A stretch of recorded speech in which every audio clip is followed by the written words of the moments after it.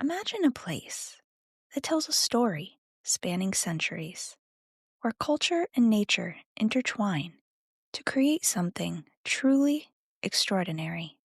That's the beauty of UNESCO World Heritage Sites. I'm Abigail, and this is Global Treasures, the podcast that covers the history, travel tips, and legends surrounding one of the 1,223 World Heritage Sites each episode.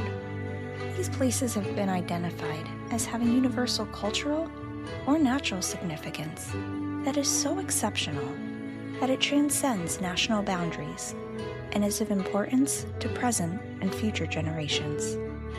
Welcome to Season 2, where we'll explore the 45 sites that UNESCO added in 1979 together. Thank you for listening to the Global Treasures podcast. We appreciate all of your support, and you can continue to support us by subscribing at Apple Podcasts or any major platform. You can also follow us on TikTok and Facebook. Please tell your friends about us as well. Positioned high within the Himalayas of eastern Nepal lies Sagarmatha National Park, home to one of the 7 natural wonders of the world. Spanning 443 square miles, its substantial elevations range from 9,334 feet to the very summit of Mount Everest, towering at 29,029 feet. The word Sagarmatha roughly translates to skyhead. To the north, the park shares an international boundary with China's Komalangma National Nature Preserve in the Tibet Autonomous Region. Its eastern edge meets Mukalu-Bara National Park, while the Chinese-Nepalese border runs along the summit point of Mount Everest. The story of Sagarmatha National Park began in July of 1976, when it was officially established. Its global significance was recognized in 1979, when it became Nepal's first national park to be inscribed as a UNESCO World Heritage Site. In January of 2002, the protected area expanded with the addition of a buffer zone that spans 106 miles. Within this zone, the conservation of forests, wildlife, and cultural resources is prioritized. The allure of this majestic region began drawing tourists all the way back in the early 1960s. This site notably is also one of the few UNESCO sites where individuals live within the boundaries of the park. Around 6,000 Sherpa people reside in villages and seasonal settlements that have been around for at least 4 centuries, scattered along the main tourist trails. The Sherpas considered Sagarmatha National Park to comprise a significant part of the larger sacred Himalayan landscape. It's believed that Mount Everest is home to a goddess, and these beliefs guide the lives and traditions of those who live there. The landscape of the park encompasses the upper catchment areas of the Dudkosi and Hodakoshi rivers, as well as the serene Gokia lakes. Mount Everest may be the crown jewel, but there are several other daunting peaks. A few include Pumori and Nuptse, which also exceed 20,000 feet. Barren land accounts for the majority of the park at 69%, while only 3% is forested. Despite the harsh conditions at higher altitudes, Sagarmatha National Park houses an astonishing diversity of life. The forests are characterized by fir, Himalayan birch, and rhododendron trees. As the elevation increases, juniper and rhododendron become the dominant plant life. At above 16,000 feet, mainly it's mosses that manage to grow. In total, over 1,000 floral species have been documented within the park's boundaries. Very few flowers or types of plant life can thrive on Mount Everest. However, jumping spiders have been found at elevations above 22,000 feet, which is the highest elevation any non-microorganism native species has been documented to live on Earth. Of course, it had to be spiders and not a bunny. At lower altitudes, the park is a haven for numerous animal species, including bird species such as the majestic bearded vulture, the hardy snowcock, and the nimble alpine show. Recognizing its avian importance, the national park has been designated as an important bird area. The hoofed creatures that roam its slopes include the agile Himalayan tahr, the shy musk deer, and the elusive Himalayan serow, a creature which resembles a goat. The solitary snow leopard and the endangered red panda calls this park home as well. The red panda has become more culturally relevant thanks to the Disney Pixar film Turning Red. There are also a host of stories about a cryptid creature that is yet to be caught on film or photo. Well, photos or videos that can be proven to be real, I should say. My research kept bringing me back to the legend of the Yeti. I discussed the Yeti briefly in our past episode on Kathmandu Valley, which is a UNESCO site also located in Nepal. If you want to check it out, it's Season 2, Episode 20. So, the Yeti is an ape-like creature that supposedly resides in the Himalayas and is the equivalent to the Bigfoot legend we have here in the United States. Sometimes it's referred to as the abominable snowman. The Yeti is usually described as being 7 to 8 feet tall, with white hair. Sightings started all the way back in the early 1830s, with trekkers and naturalists who claimed to have seen a big, hairy creature, though again, many thought it was an ape. Reports skyrocketed as Westerners attempted to hike the area, with newer, safer equipment becoming more affordable for the masses. Even Sir Edmund Hillary, the first to climb Mount Everest, went up to the Himalayas in the early 1960s to try to find evidence that this creature exists. While his existence may be a myth, the legend continues to draw interest and tourists.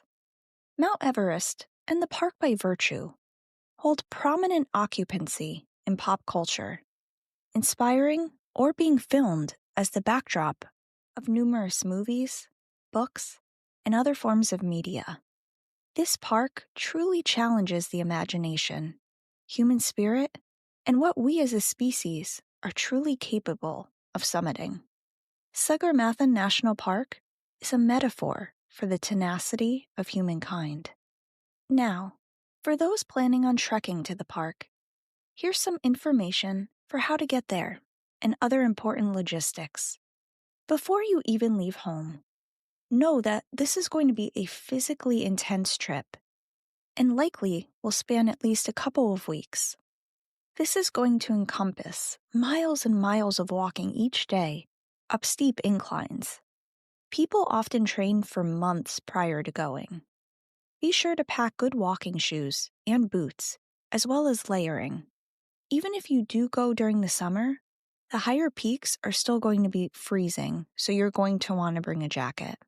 In fact, there are places that sell specialized clothing and equipment.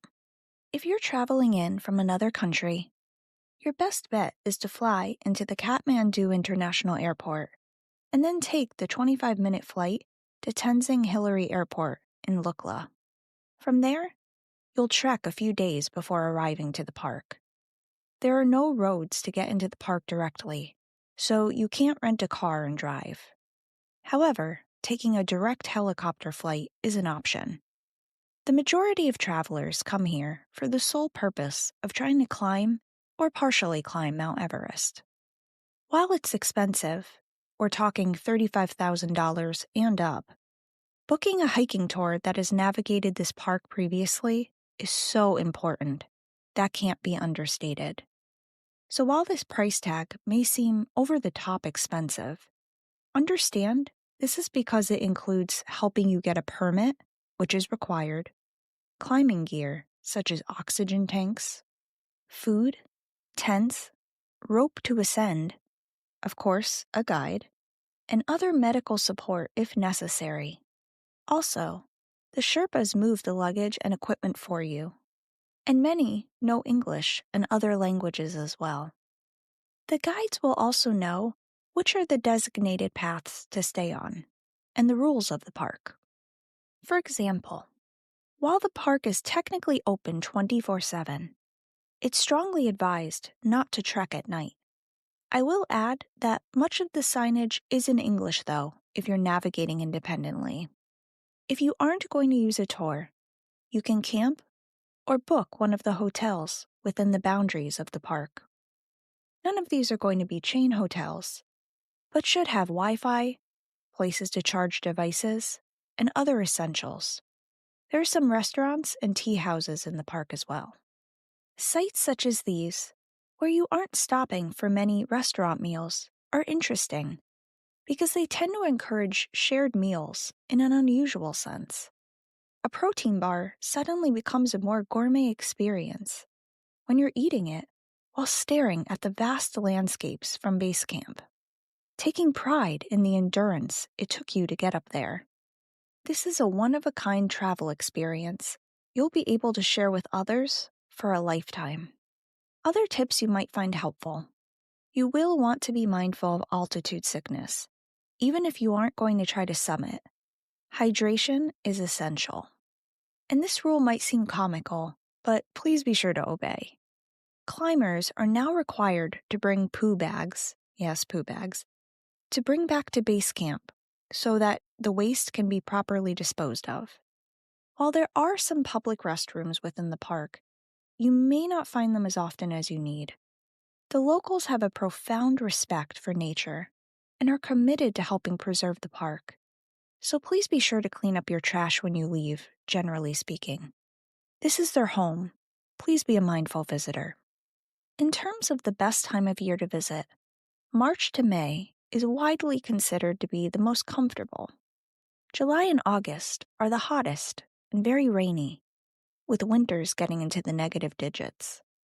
Also, as I mentioned before, the weather can be wildly unpredictable.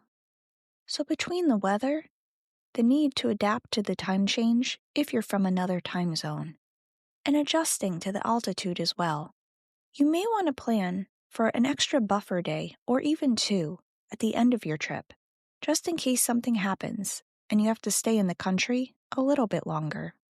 Some spots, other than peaks you may want to visit within the park, include Tengbosch Monastery, which is one of the most prominent Buddhist monasteries in the region and serves as a place of worship for Sherpas. It hosts a festival each year dedicated to the celebration of Buddhism. In fact, the area has a lot of festivals, so you may want to look online before visiting. Gokia Lake also has picturesque views. Whether you're a photography fanatic or bird-watching hobbyist, you are going to get fantastic photos of the gorgeous mountains, glaciers, and animals within the park. Finally, you can also hike the Sagarmatha National Park Museum and the Sherpa Museum, which has artifacts, and you can learn more about the history of well-known expeditions. And if you want more information for planning your trip, check out our show notes for some links and tools to help make it a bit easier. Sagarmatha National Park, with its dramatic landscape, is a place of exceptional natural beauty. Culturally, it's deeply intertwined with the traditions and spiritual beliefs of the people who have resided within these valleys for centuries, their way of life shaped by their coexistence with the sacred Mount Everest. Join us for our next episode, where we'll uncover the history and travel tips for visiting Stari Ras and Sopocani in Serbia. This UNESCO site is a complex that contains a monastery with remarkable frescoes and Byzantine architecture. Come find out why this site needs to be on your travel bucket list. Until then, keep exploring, keep wondering, and keep treasuring the remarkable diversity of our world's heritage.